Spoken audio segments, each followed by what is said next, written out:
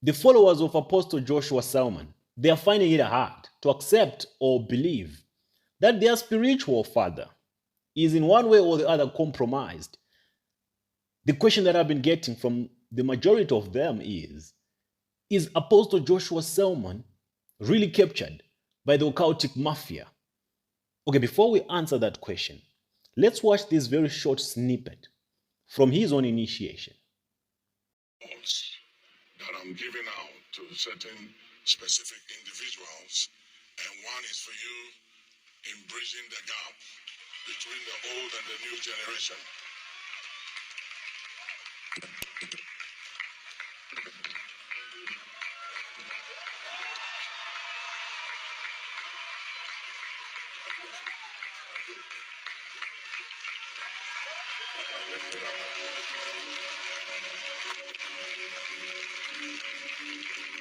Sincerely grateful. Thank you. Thank you very, very much. This is an honor, Ghana.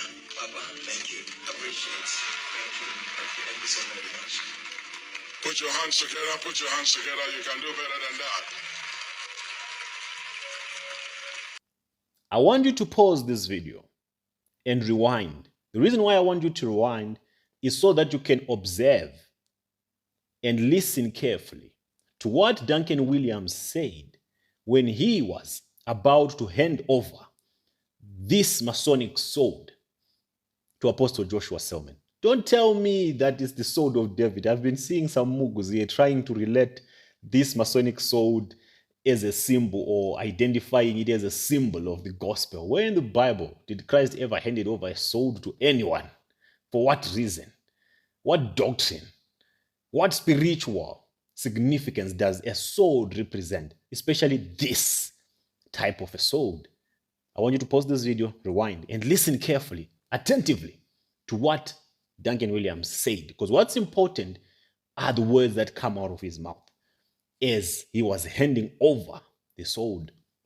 That I'm giving out to certain specific individuals, and one is for you in bridging the gap between the old and the new generation. I don't know if you got it, but let me just put it in context. Duncan Williams specifically said, I'm giving out these swords to specific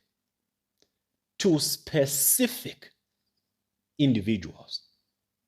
He is not just handing them over to all his spiritual sons or random spiritual sons, but he is handing them over to specific individuals. On this day, there were only two specific individuals that received this Masonic sword, that were participating in this initiation ritual. These things have been happening right before your eyes. We have just not been paying attention. The second thing that I wanted you to observe or listen to was when he said, I'm handing you over this sword so that we can bridge the gap between the old and the new generation. What gap? So that we can bridge the gap between the old and the new generation. What gap is there to bridge? And how does a Masonic sword bridge that gap? Think about it. Think through it.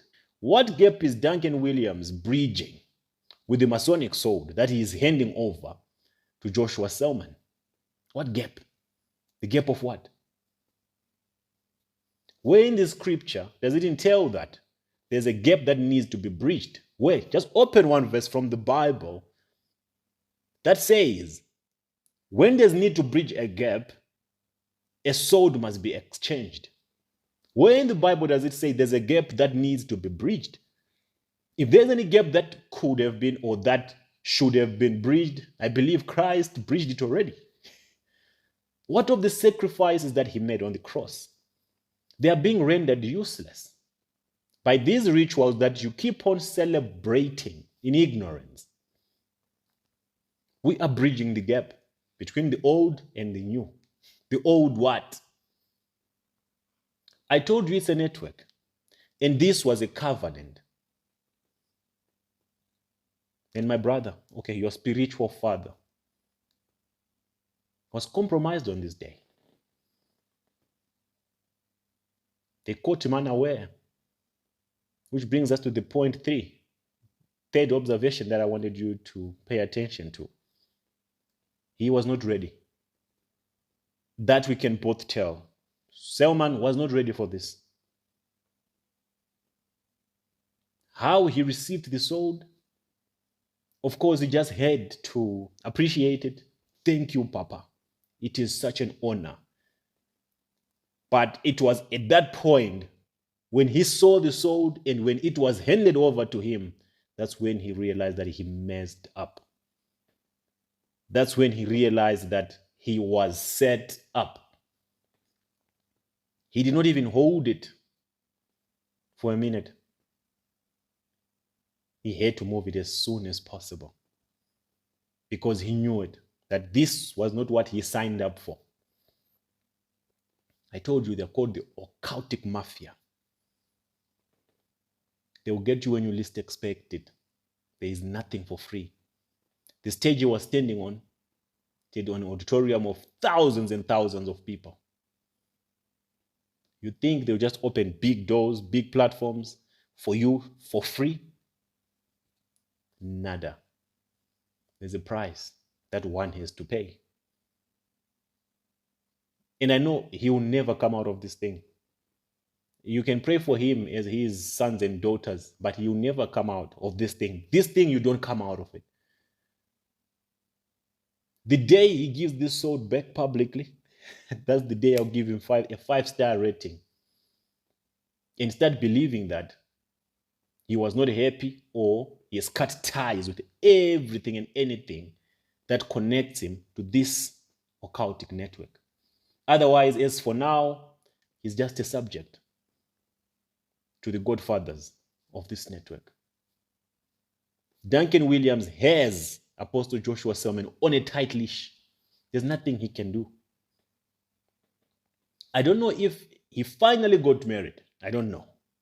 I don't want to conclude on that or analyze anything about it. I don't know if he finally got married. And I don't know if he now has a child. I don't know. I don't even know if he does have. But there are repercussions to these things. And to those of you who have been asking, okay, so because there are some people who had not seen this ritual, this initiation, because I was under the belief that everyone saw it. I was under the belief that everyone is aware of it. So I just had to bring it back for the sake of me proving it to people who are of little faith, the Thomases out there that are still clinging on the cloth of their spiritual fathers, who still don't believe that this occultic network is real, that you don't get to be big in these circles unless you're part of their network. So yeah, you can keep praying for him if you want, but he reached already a point of no return. So yeah, to those of you that were asking, that's the video of his initiation with the Masonic sword by the kingpin, Duncan Williams himself, the father of all nations. He's not the main guy, Duncan. Duncan is also an errand boy to the big boys, but he's the one responsible for recruiting all these juniors. All your prophets have gone through Duncan, all of them. Any of your prophets with that golden ring or with that Masonic sword, they went through Duncan. And I hope you know Duncan's history, or you know Duncan's father's history. Duncan's father, like his biological father. Should I go deeper or should we hold it right there? Let's say, okay, for now, let's just focus on Joshua Selman. I don't know if you still have anything more to add or to say about your spiritual father, Joshua Selman, but I think I've made my point clear. So in the next episodes, we'll be exploring all the prophets, pastors, and bishops who are captured by the Occultic Mafia, who are part of the syndicate. So till I meet you again on the next episode of the Enlightenment series, it's Mr. PDT, and I'm out.